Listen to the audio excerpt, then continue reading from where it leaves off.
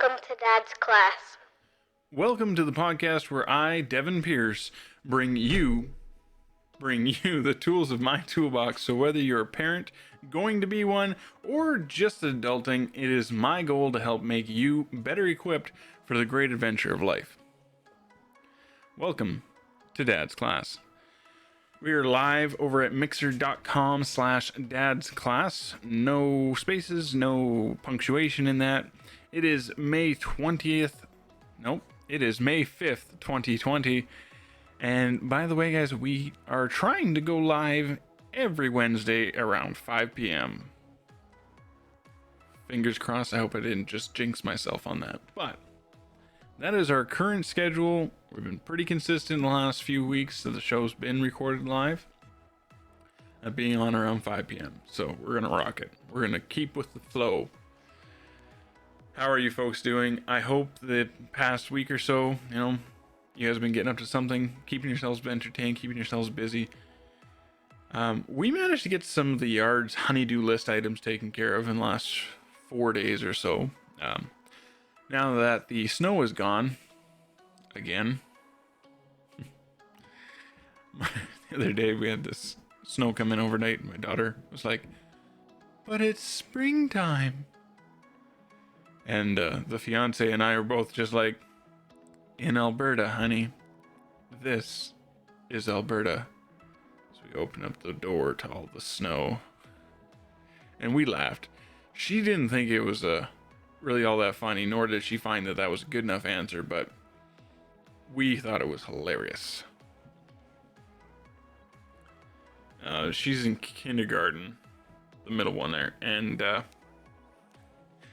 she has been learning the seasons and their atypical descriptions. So she's very concerned about snow happening in spring because it's not supposed to happen, right? That's the way we teach our children to interpret the concept of spring. Doesn't involve snow. And that's not accurate for where we live.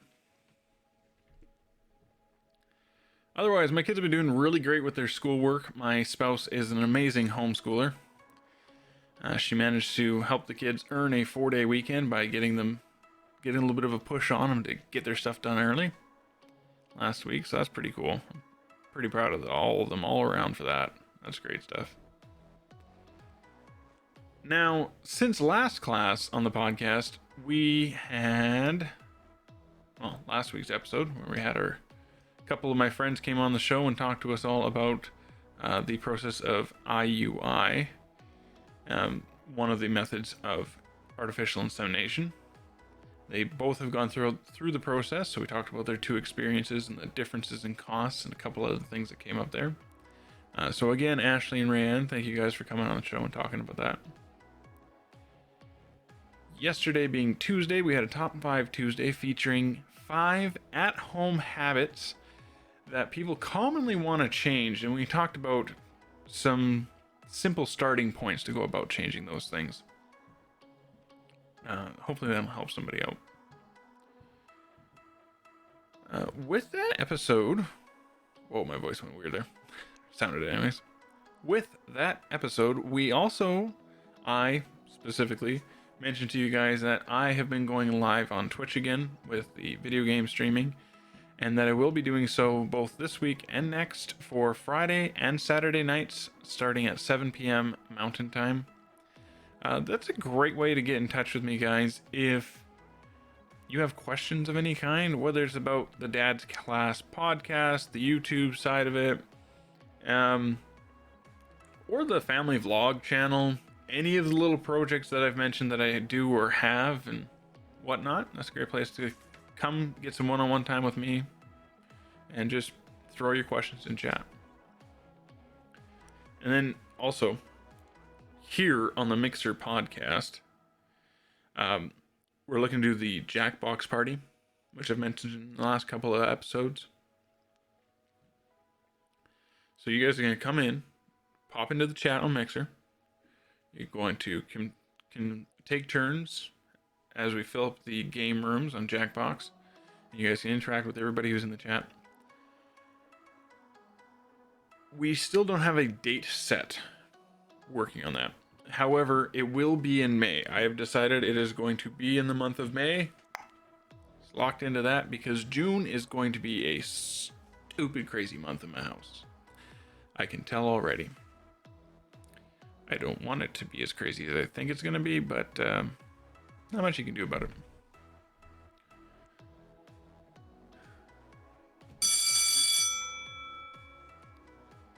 Today, we're looking at providing y'all with bedtime help. That's our topic for this week. Not just for the kiddos, but for yourselves as well. Sometimes as adults, though, we forget that we are still humans, and just like the little humans in our lives, as parents or family members of them, and therefore we for some reason think that we don't need those same things that we do for our kids, or try to use certain techniques towards our children to help them with their bedtime routines. And that's very untrue. We benefit from the same things our kids do. We look at them as tiny humans and what their human needs need to fill in. We benefit from the same things our kids do, so we can use those things to help us for getting sleep we need. However, we also have the added ability to self-reflect and investigate when we're having difficulties with our own sleeping patterns, which then the trick becomes actually using those tools.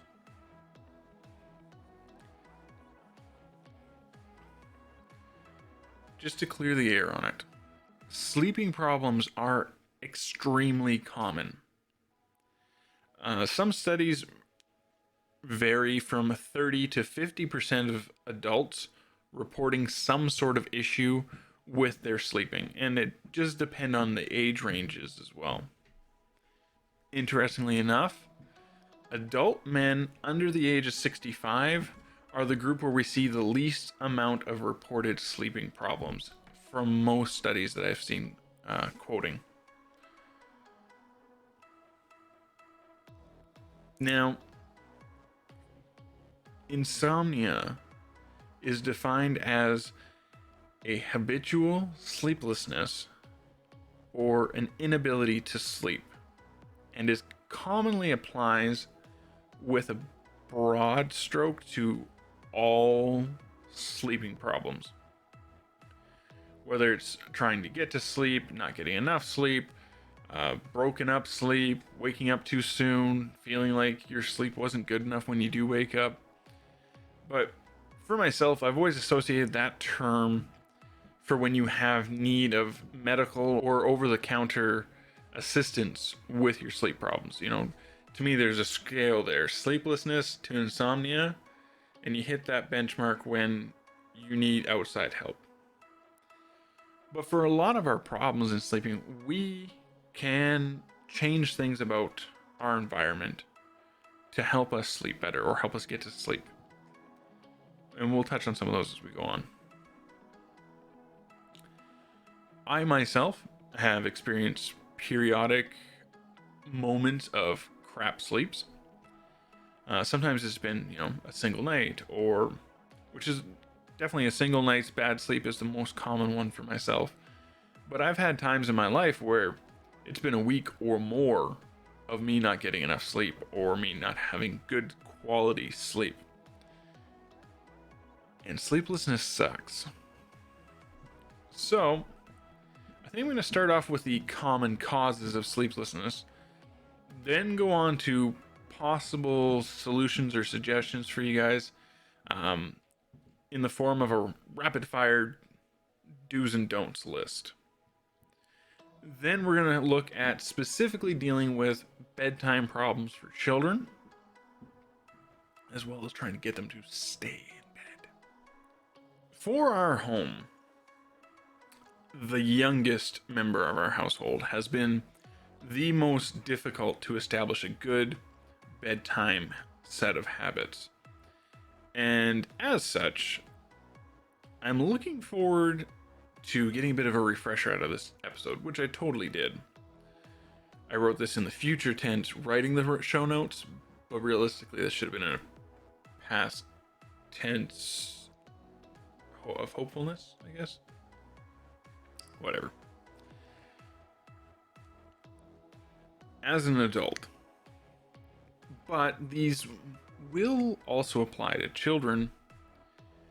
Our common causes for sleeplessness are things like getting older. Not only do we tend to need less sleep as we get older, I mean, a newborn child gets anywhere from 14 to 17 hours of sleep. That's intense. Where adults average between 6 and 10 hours of sleep.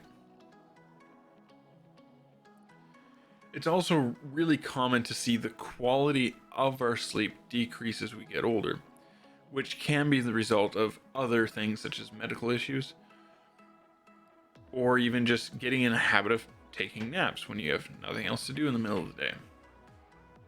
Because after you nap in the day, you don't need more sleep at night.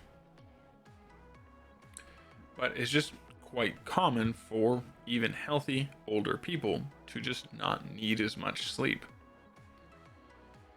Another thing that can affect how much sleep or the quality of our sleep is both stress and anxiety. Both of these cause our body to become tense or on edge, and they take away from our ability to relax in order to even get into a sleeping comfort. From there, we also want to look at our surroundings. And this is everything from the temperature of your room to the firmness of your bed, the type of pillow under your head, the amount of light, lack of light, or the amount of noise, whether it's too quiet or too loud. Or if you're not sleeping in your own bed, that can be a huge one. These are all ways and factors our surroundings can make sleep difficult for us. Personal experience, every time I go to work in a work camp away from home, the first night I do not sleep. I still manage to function for the most part the first day of work, but I cannot for the life of me get a good quality sleep that first night because it's not my home. Weird noises, weird people, weird bed. I know that going in though. I understand at this time in my life that I will have a crap sleep the first night. The second night I'll have to go to bed early.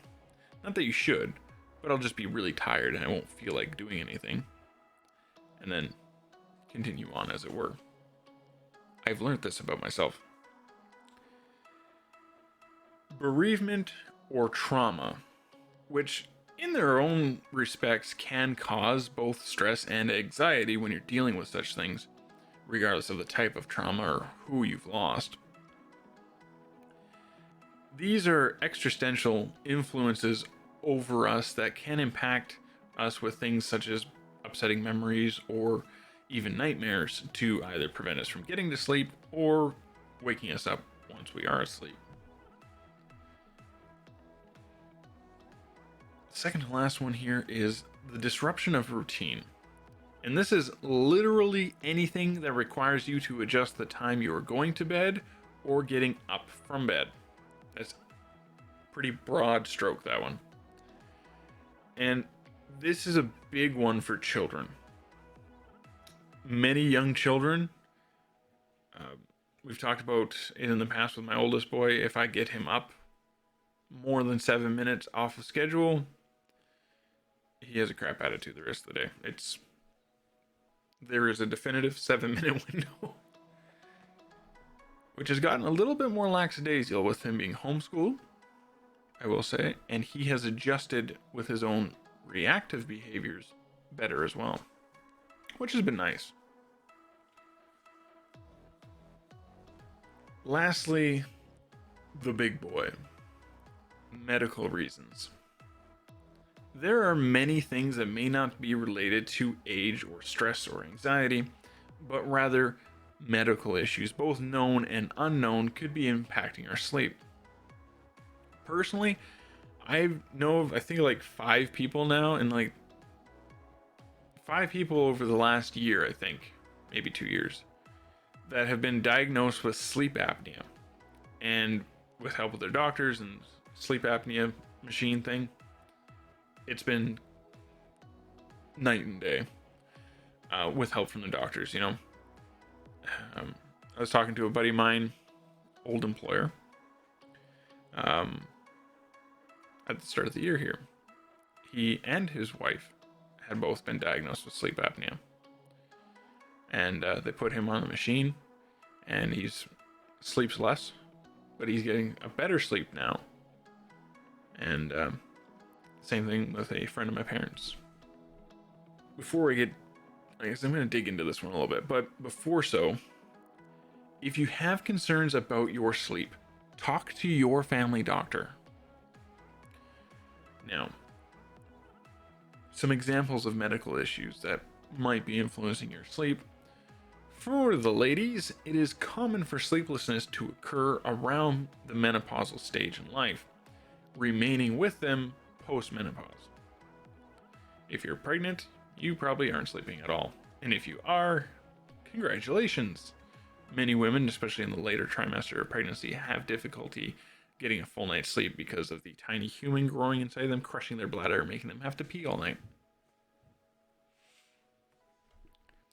Other causes that are common for medical conditions are things like arthritis, diabetes, high blood pressure, asthma, depression, restless leg syndrome, especially as you get older.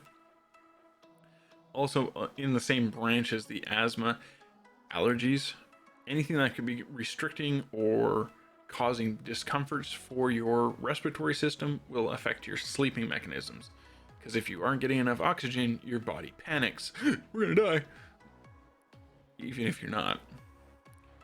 So that's where anything having to do with a breathing or respiratory issue can affect your sleep habits. Alternatively, and there is more, but those are some good common examples. Alternatively, some of those aforementioned conditions also have the issue of medications causing problems with your sleep, or medications that treat conditions such as ADHD, amongst others. All these can impact your ability to sleep or stay asleep. As I already suggested, if you have concerns about your sleeping, talk to your doctor. If you're taking any kind of medication, ask your pharmacist if the medication alone or in combination could be causing problems with your sleep. Those are the two best starting points. Make sure it's not related medical. It's not a medical condition. It's not a medicine condition that's causing it. Let's move on to some of those quick fire do's and don'ts to help with finding solutions to your sleeping problems. We're going to start with don't. Don't worry about whether or not you're getting enough sleep. Just get what you can. Don't use your bed for anything other than sleep and sleeping. This is a family show. Don't smoke cigarettes before bedtime. Don't go to bed until you feel ready to sleep. If you are like that picture of a lemur who can see sound in the meme, there's no point in trying to go to sleep if you know you're not going to get anywhere with it. Don't stay in bed longer to get caught up in sleep. Don't wallow in worry in your bed. Go do it elsewhere. We've already established the bed is for sleep and sleeping. Don't consume caffeine or alcohol near bedtime. And if you're having sleep problems, a good place to start is to cut back on how much of that you're taking in a day. Don't take naps during the day, because that reduces how much sleep your body will need at the end of the day. And then if you're at the end of the day saying, I can't get to sleep, oh my gosh, but you had a nap in the middle of the day, you don't think about that. You worry about the fact that you're not getting enough sleep at night. And then you cause yourself stress and anxiety, and you can't get to sleep anyways. Do's. Do go to bed at a regular time and get up around the same time. A schedule or routine is helpful for establishing your body's rhythmic systems. Do have a routine to help you wind down at the end of the night and prepare for bedtime. Do remember that sleep changes over your lifetime. The older you get, the less sleep you're likely gonna need. And learn to be okay with that. Do be sure your bed and bedroom are comfortable. This includes your pillow. I never understood how much a good quality pillow could change your sleeping habits until I got one time. I'm due for a new one, but it can make a world of difference. You can have a crappy bed and a half decent pillow and it'll make your sleep so much better. Personal experience. Get up. If you're worrying about things or if you're still awake after 20 minutes, go find something to help yourself relax and try again later. Do get regular exercise. Just try not to do it too late in the day or right before bedtime, because physical exercise gets your body going, and then you have to try and come down off that to get you to normal, and then come down from normal to get yourself ready for bed. My spouse recently learned she cannot do late night exercising.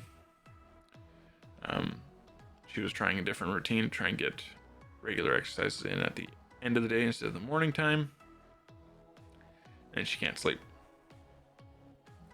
But sometimes you don't know how something's going to affect you until you try it. So do check with your doctor or pharmacist about your medications and any other odds and ends about yourself. Always go to your doctor. Always tell them when you have problems. If you haven't gone to a doctor if you think to yourself, when was the last time I went to a doctor? Go to the doctor. This is Dad. Dad says, go to the doctor. Done. For myself, I make sure I try to get in around my birthday, which is in July, so I'm coming up on it soon, for an annual checkup. You go to the doctor, you say, hey, I'm here for an annual. And they say, well, what did you like to get checked? Yeah, just make sure my heart sounds good and send me for some blood work. Those are just some basic things to just make sure nothing's going wrong.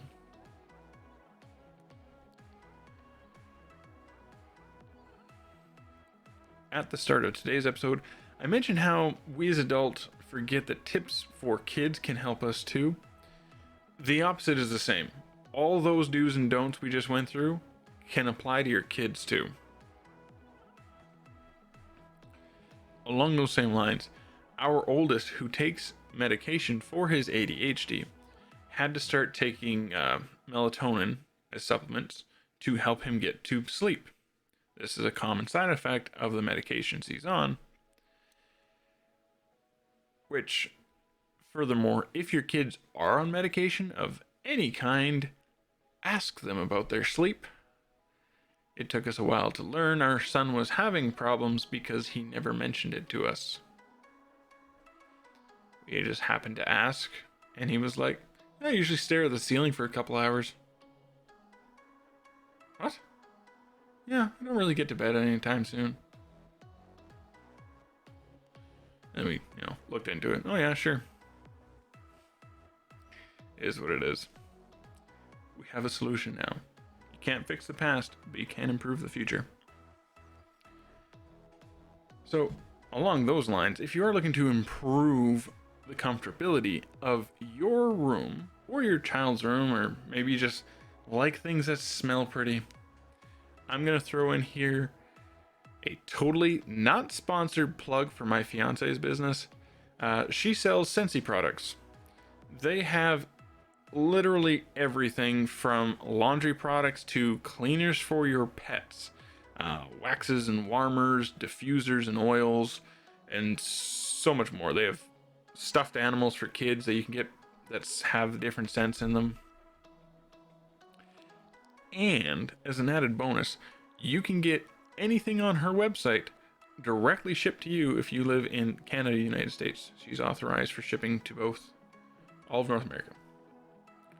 A link to her site will be in the description of this episode, so if you're into that, by all means, it helps support our family, so thank you in advance if you do decide to look into it. I appreciate that. Let's look at the bedtime with the kiddos. What causes our children to have bedtime issues? Well, many of the same things, if not all of the same things we already talked about when we're talking about adults. As they get older, they need less sleep. As they get older, they start to experience stress and anxiety. If they experience loss or trauma, if they're taking a medication. I think I made my point. Additionally, however, children have accidentally encouraged poor sleeping habits. Picture this. You say goodnight, and you start to close your door. Your child screams. There is little reason for them not to if they learn that they can use that to get from you what they want. Quick disclaimer. With that being said, Alberta Health Services does not approve of letting your child self-soothe under the age of 2. Once they are above that age, you can start working with them on an appropriate self-placement to bed routine. So then the question becomes from there, how do we do that? How do we teach them to go to bed without us, rocking them, feeding them, or driving around the block for 3 hours? We're going to start with teaching our children how to stay in bed quietly, and to do so without outside help. You may need to implore this due to a change in the bedtime schedule, whether it's life changes or daylight savings time. And how you're going to go about this is you are going to start with explaining what is going to happen. If you stay here, Timmy, I will come back and check on you, okay? And then you make sure you get a response of understanding, then you leave, ignoring any requests or complaints, and you close the door. You go away. You wait 2 minutes. You tell them you're going to do this. You wait 2 minutes. If they stay quiet in their bed, you go back in and you softly praise them. Then you go away. You don't stay any longer than 30 seconds. You're going to repeat this process.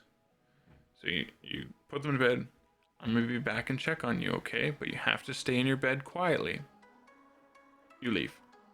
2 minutes, you come back. Good job. Okay, I'll come back and check on you in 5 minutes, okay? And then you go, and you come back.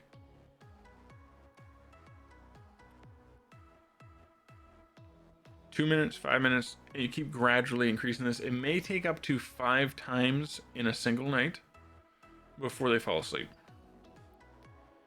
And you may have to do this every night for a week, or until your child is comfortable with you not coming back to check on them. You probably going to want to pick a date and draw a line on that too. But when it comes to our child not staying in bed quietly, we have 3 positive parenting style options. But before you try to set one of these into motion, be sure that you are ready to commit to the strategy that you pick.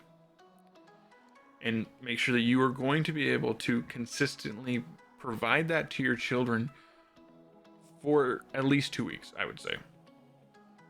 I don't actually remember a recommendation out of anything, but I would say if you can't guarantee that you can implement a strategy for 2 weeks, there's no point in starting it.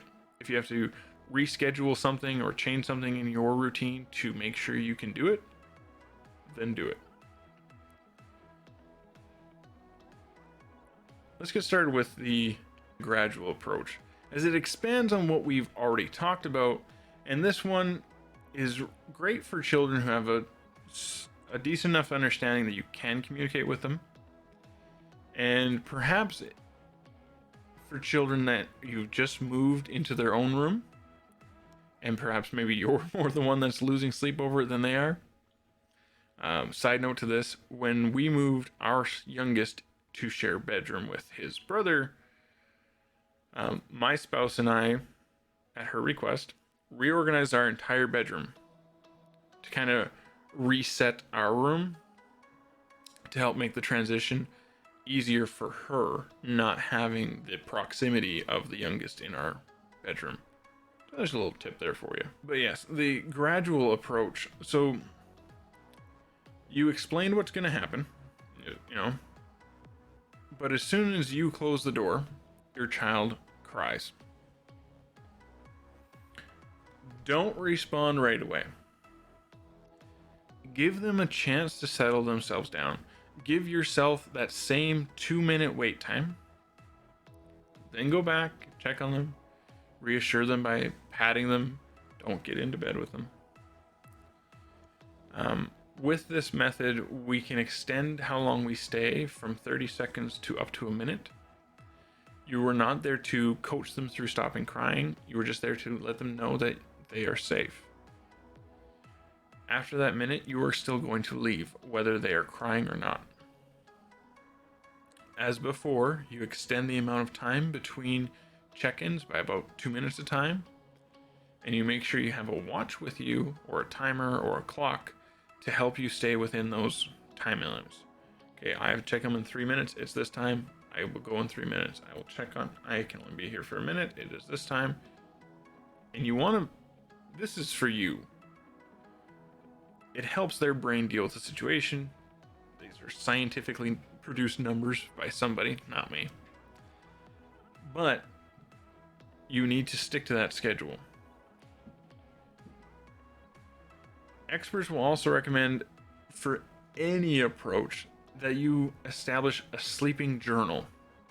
So you can say you put your child down to bed at this time, you waited the 2 minutes, they did or did not cry, yada yada yada. Keeping a sleep journal will help you see actual improvements. It will also help you determine disruptions to your child's sleep schedule. We watched a movie with Timmy and he stayed up 20 minutes later than usual, and that particular night it took us 40 minutes longer to get him to bed because he kept crying. And we kept having to go check on him and make sure he was okay. Right? So you have a reference point, a measurable substance with which you can gauge your child's improvement or recession in the process.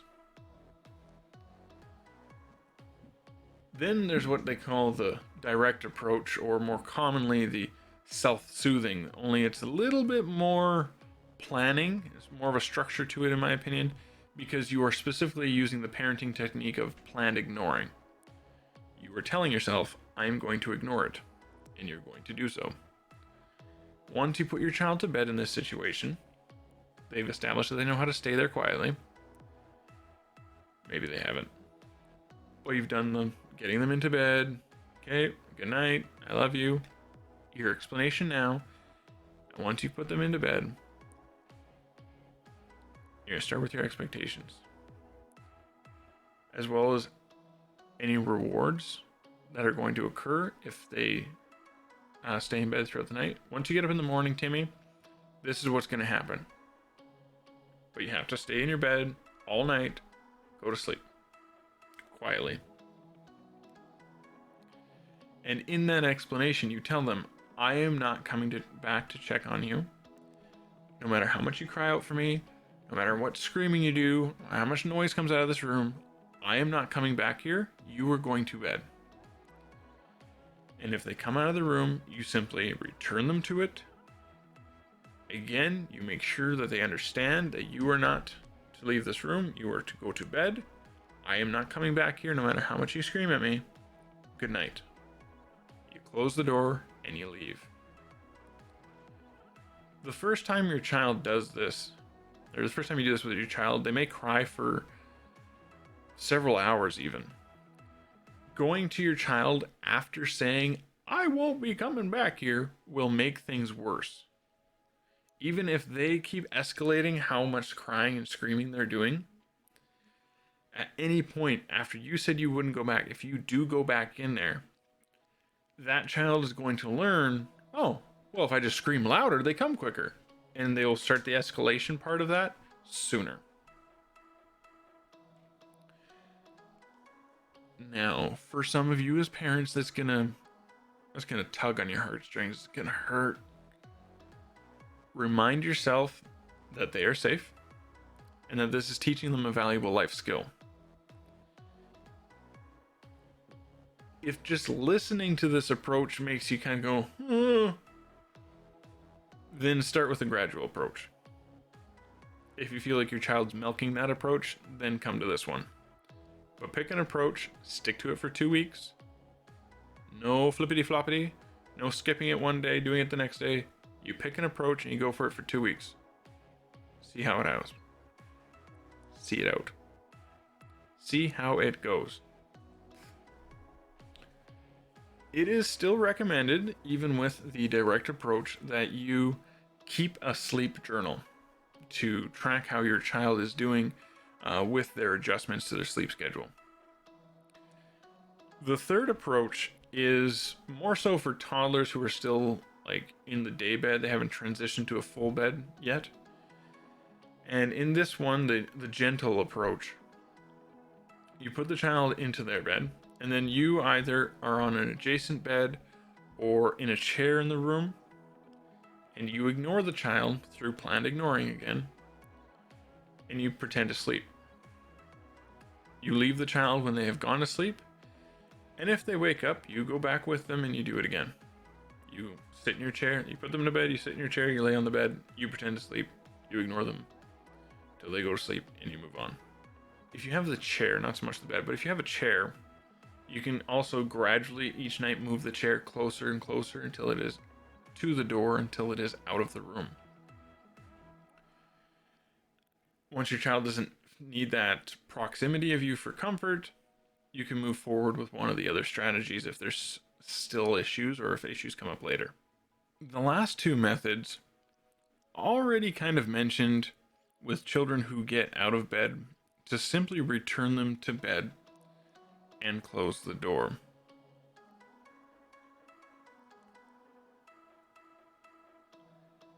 Even if they protest or start throwing a fit or start demanding things and stuff, just take them back to bed, remind them they have to stay in their bed quietly and go to sleep. Follow through with whichever technique that you're doing, whether it's the gradual or the direct, and close the door. On a personal note, always close the door. All doors on all bedrooms should be kept closed when you are asleep to keep you safe if there is a house fire. End of discussion. I have seen many things with regards to sleeping routine establishment where they suggest it is okay to use a baby gate just to keep them from coming out of the room, but you can hear them better because the door isn't closed. Do not leave your doors open. Just please, no. Close the door. If you are downstairs and you blow up your barbecue because you're preparing a roast for the next day or something, and you were knocked unconscious and your child is now sleeping in a burning house, that bedroom door could save their life. Close the door. Done. This is not a debate. Please, close your doors. I kind of touched on a little bit there with the excuses or the reasons why they need to be out of their bedroom. We're going to touch on that here. Here's some summary points to keep in mind. When it comes to children or adults, establish a bedtime routine. Involve your child in quiet activities for about 30 minutes before bedtime. Before the routine starts, actually. help your child with their routine, set a regular bedtime. At bedtime, go through a checklist. The checklist could be specifically the routine items, and make sure your routine includes the common things like, I need a drink, I need to brush my teeth, I need to this, I need to that. Any of those excuses, put them into your routine so that when you check them off right before they go down for the night, they can't use it as an excuse to get out of bed.